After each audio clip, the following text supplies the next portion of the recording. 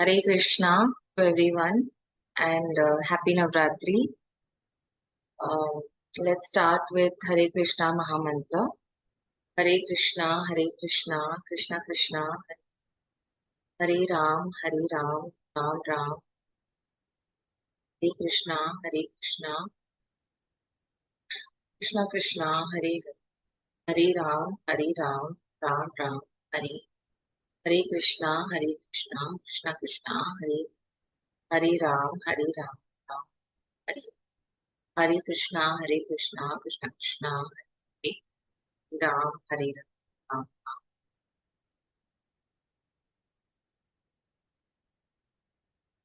We'll start. We are reading Bhagwat Geeta as it is by His Divine Grace A.C. Bhakti Vedanta Swami Prabhupada, founder Acharya of the International Society for Krishna Consciousness. We are reading chapter 2, text 3. O son of Pratha, do not yield to this degrading impotence. It does not become you. Give up such petty weakness of heart and arise, O chastiser of the enemy. So this is Sri Krishna saying to Arjun. Let's read the purport. Arjun was addressed as the son of Pratha, who happened to be the sister of Krishna's father Vasudeva. Therefore, Arjun had a blood relationship with Krishna.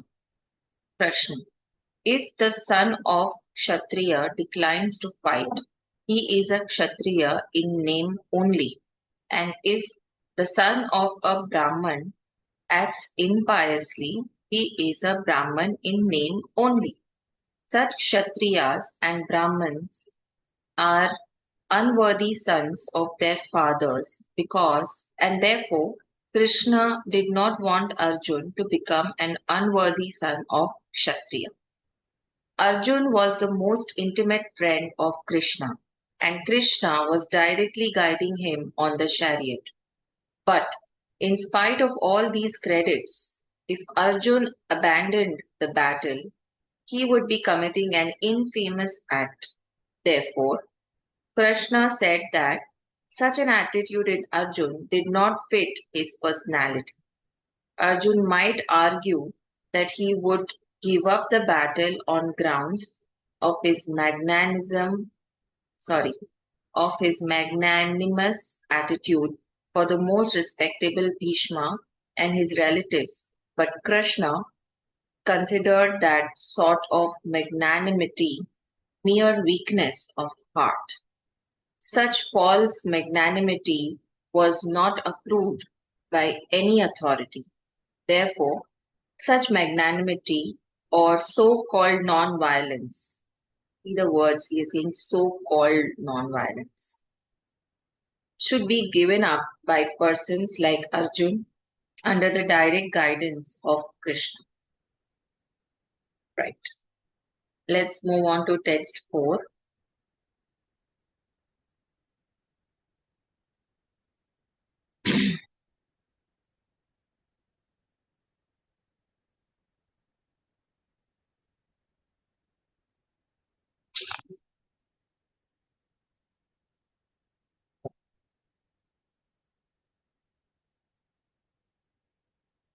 Arjun said, now Arjun is saying to Krishna Bhagwan, O killer of enemies, O killer of Madhu, how can I counterattack with arrows in battle men like Bhishma and Drona, who are worthy of my worship? Purport. Respectable superiors like Bhishma, the grandfather, and Dronacharya, the teacher, was always worshipable. Even if they attack, they should not be counterattacked. It is a general etiquette that superiors are not to be offered even a verbal fight. Even if they are sometimes harsh in behavior, they should not be harshly treated. Then how is it possible for Arjun to counterattack them?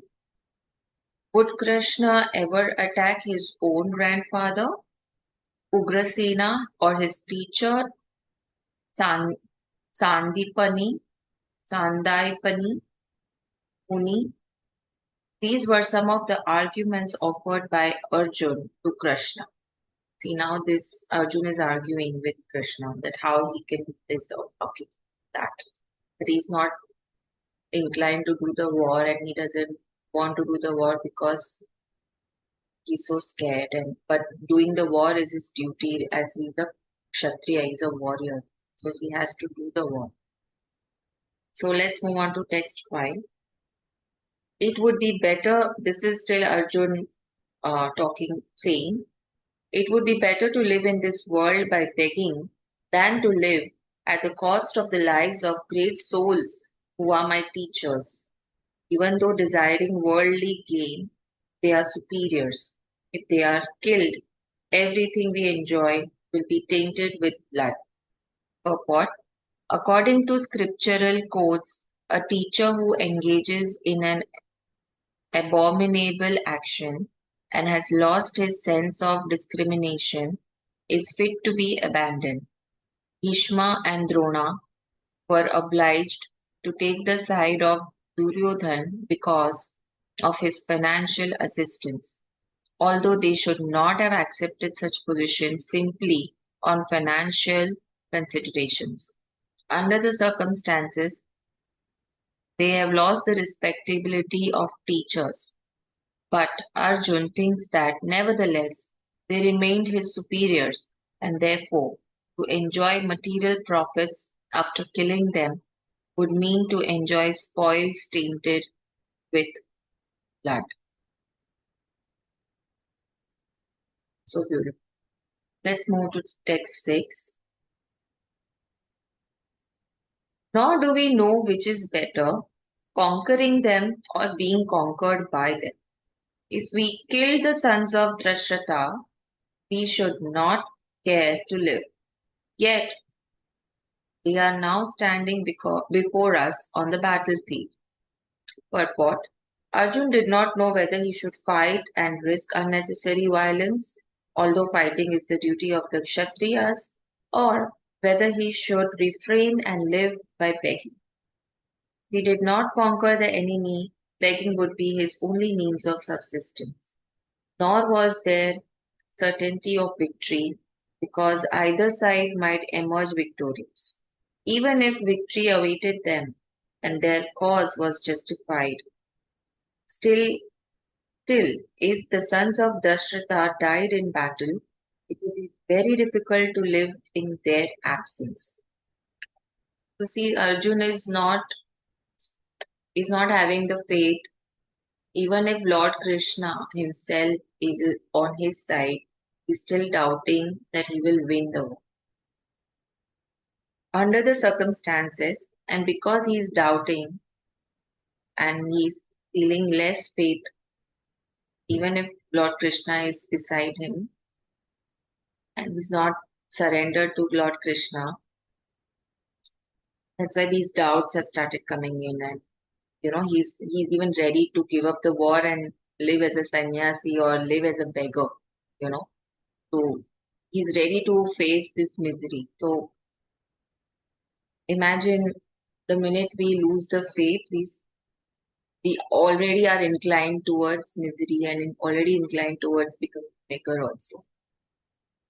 And under the circumstances, that would be another kind of defeat for them. All these considerations by Arjun definitely prove that not only was he a great devotee of the Lord, but he was. Wait a minute. Did I just skip? Yeah. But he was also enlightened and had complete control over his mind and senses. His desire to live by begging, although he was born in the royal household, is another sign of detachment. He was truly virtuous, as these qualities, combined with his faith in the words of instructions of Sri Krishna, his spiritual master, indicate. It is concluded that Arjun was quite fit for liberation. Unless the senses are controlled, There is no chance of elevation to the platform of knowledge, and without knowledge and devotion, there is no chance of liberation. Arjun was competent in all these attributes over and above his enormous attributes in his material relationships. Yeah. Let's read text 7. Now I am confused about my duty and have lost all composure because of miserly weakness. In this condition, I'm asking you, you meaning Krishna Bhagwan, to tell me for certain what is best for me. So he surrendered. He's saying that Krishna Bhagwan, you tell me what I should be doing in this situation because it is very confusing for me. Now I am your disciple and a soul surrendered unto you. Please instruct me. Asking for help. So unless you ask for help, you don't get one, right? Unless you ask for instructions, you will not receive. So let's read the purport. By nature's own way, the complete system of material activities is a source of perplexity for everyone. In every step, there is perplexity, and therefore it behooves one to approach a bona fide spiritual master who can give one proper guidance for executing the purpose of life. All Vedic literatures advise us to approach a bona fide spiritual master to get free from the perplexities of life, which happened without our desire. They are like a forest fire that somehow blazes without being set by anyone. So true. Similarly, the world situation is such that perplexities of life automatically appear without our wanting such confusion. So perplexities is basically you are having confusion because you have too many perception of life, too many approach to life. So when we have too many approach to do a certain thing or not, the confusion arises whether even to do it or not. So these are called perplexities, and we face this day in day out in during our life. That's what they are trying to explain. No one wants fire, and yet it takes place, and we become perplexed. That how it happened, how we don't know. The Vedic wisdom therefore advises that in order to solve the perplexities of life and to understand the science of the solution, one must approach a spiritual master who is in the disciplic succession. A person with a bona fide spiritual master is supposed to know everything. One should not, therefore, remain in material perplexities, but should approach a spiritual master. This is the purport of this verse. So, when you are not sure what should be your approach to life, when you're confused, you must always look up to your guru or your guide or your mentor for guidance and then do accordingly. Who is the man in material perplexity? It is he who does not understand the problems of life. In the Brad Aranyaka Upanishad 3.8.10, the perplexed man is described as follows. Yuva etad aksharam dargi aviditvasmal lokat praiti sa prapanaha. Which means he is a miserly man who does not solve the problems of life as a human and who thus quits this world like the cats and dogs without understanding the science of self-realization. Wow. This human form of life is the most valuable asset for the living entity who can utilize it for solving the problems of life. Therefore, one who does not utilize this opportunity properly is the miser. On the other hand, there is a Brahman or he who is intelligent enough to utilize this body to solve all the problems of life. Ya etadaksharam gargi viditva shamal shamal smal lokat praiti sa brahmanam. The krapanas the krapa the krapana the krapanas a miserly persons waste their time in being overly affectionate. This is very interesting. Waste their time in being overly affectionate for family, society, country, etc. in the material conception of life. One is often attached to family life, namely to wife, children, and other members on the basis of skin disease. They call it skin disease. The Krapna thinks that he is able to protect his family members from death, or the Krapna thinks that his family or society can save him from the verge of death. Such family attachment can be found even in the lower animals, who take care of children also. Being intelligent, Arjun could understand that his affection for family members and his wish to protect them from death were the causes of his perplexities. Although he could not understand that his duty to fight was awaiting him, still, on account of miserly weakness, he could not discharge the duty. He is therefore asking Lord Krishna, the supreme spiritual master, to make a definite solution. He offers himself to Krishna as a disciple. He wants to stop friendly talks. Yes, talks between the master and the disciple are serious. And now Arjun wants to talk very seriously before the recognized spiritual master. Krishna is therefore the original spiritual master of the science of Bhagwat Geeta, and Arjun is the first disciple for understanding the Gita, right?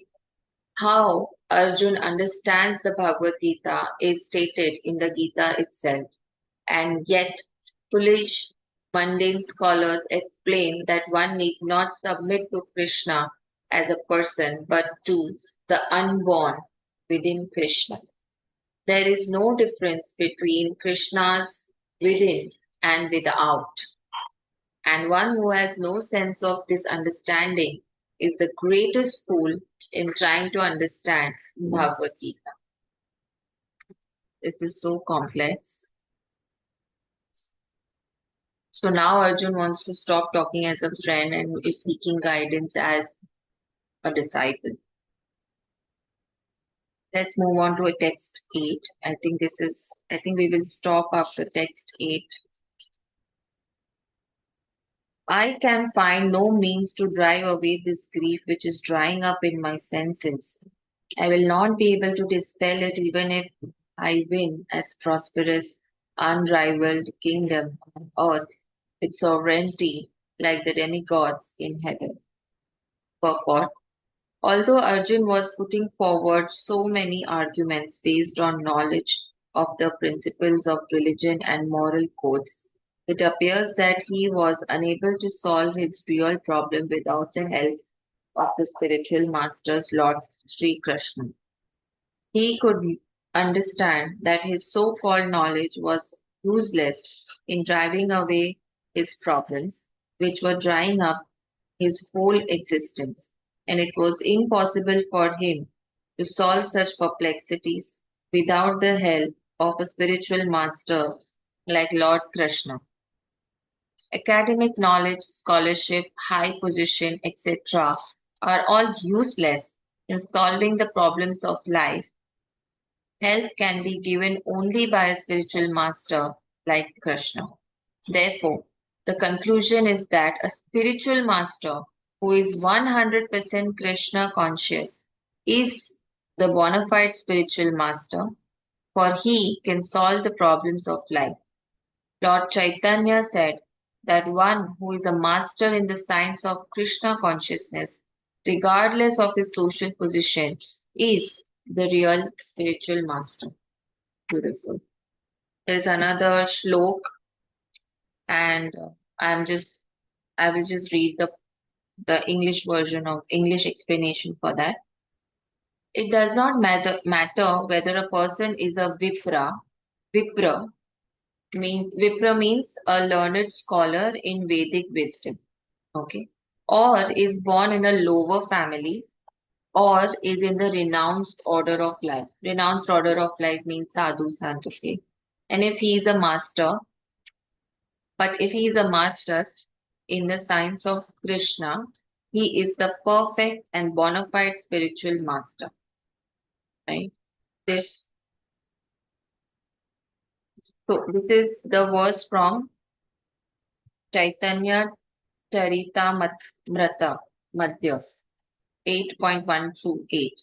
So without being a master in the science of Krishna consciousness, no one is bona fide spiritual master. It is also said in the Vedic literature. A scholarly Brahman, expert in all subjects of Vedic knowledge, is unfit to become a spiritual master without a Vaishnava or expert in the science of Krishna consciousness. But a person born in a family of lower caste can become a spiritual master if he is a Vaishnava or Krishna conscious. Padma Puran. This explanation is given in Padma Puran. Let's read further. The problems of material existence, birth, old age, disease, and death cannot be counteracted by the accumulation of wealth and economic development. In many parts of the world, there are states which are replete with all facilities of life, which are full of wealth and economically developed, yet the problems of material existence are still present. They are seeking peace in different ways, but they can achieve real happiness only if they consult Krishna or the Bhagwat Geeta or Srimad Bhagavatam, which constitute the science of Krishna through the bona fide representative of Krishna, the man in Krishna consciousness.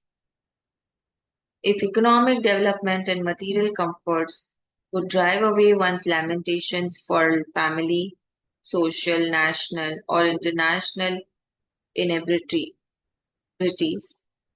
then Arjun would not have said that even an unrivaled kingdom on earth or supremacy like that of the demigod in the heavenly planets would be unable to drive away his lamentations. He sought therefore refuge in Krishna consciousness, and that is the right path for peace and harmony. Economic development or supremacy over the world can be finished at any moment by the catalysm of material nature. Yes, anything in the world which is material will finish one day or the other, right? Even elevation into a higher planetary situation, as men are now seeking on the moon planet, can also be finished at one stroke. The Bhagwat Gita confirms this. There is a verse. I'll try to read. Oh, it's too difficult. Okay. When there is, I just say the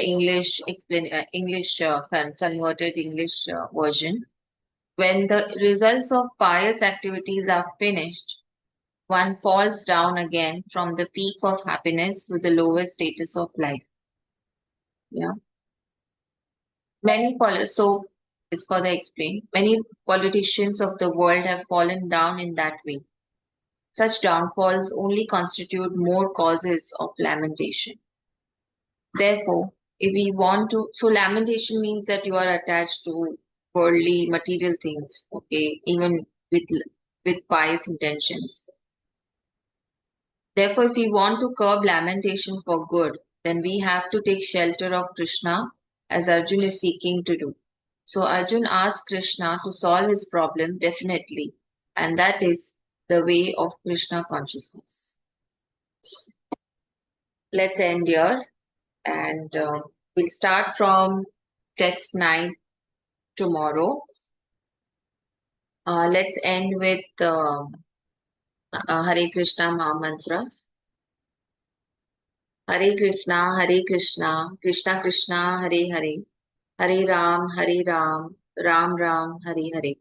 Hare Krishna, Krishna Krishna, Hare Hare, Hare Ram, Ram Ram, Hare Hare. Hare Krishna, Krishna Krishna, Hare Hare, Hare Ram, Ram Ram, Hare Hare. Stop the recording now.